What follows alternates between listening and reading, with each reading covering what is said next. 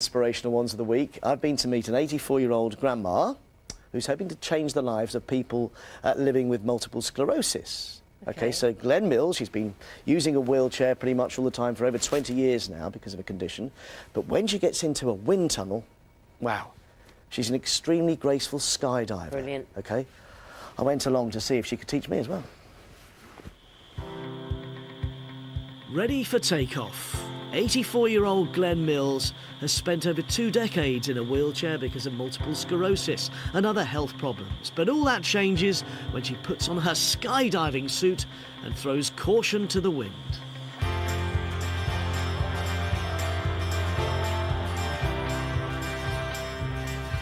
Before, I was fairly sedentary in my chair, and there were so few things that I could do. And the minute I sat in there and felt the wind on my face, that was such a great feeling of freedom. It's changed my life completely.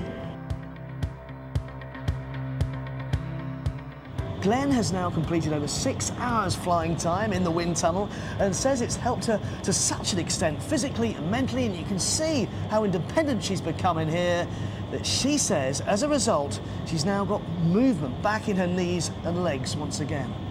It's better than any medication because you get such a high. It's almost like euphoria for me when I get in there, and I'm reliant on nobody. I can get movement out of my knee. I can turn my both knees and get in and out of the chair. Where Glenn then watched me, struggling to match her grace and movement as I battled to keep my position and line in the driving upward wind. And it's thought that it's having to control your body shape in such conditions is what's helped Glenn, and why the MS Society hope others follow her example and get more active now. I think Glenn's an inspiration. She's amazing. Back in the day, doctors would advise people with MS not to exercise because they thought then it made MS worse.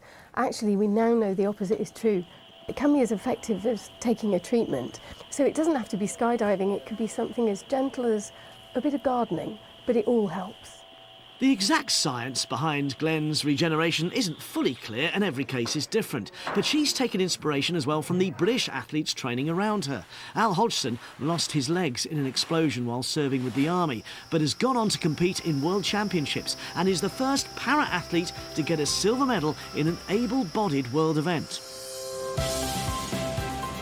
From being in that restricted kind of environment on the ground to suddenly being without any restrictions, it's just an amazing feeling for me. It's like breaking out of prison almost, and just being in this completely free environment. I just absolutely love it. The skies are also opening up in an even more extreme way for Glenn, thanks to virtual reality goggles and a chance to join a team wingsuit flying.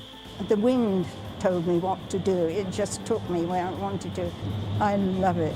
I'm just going to keep going until they have to take me out feet first.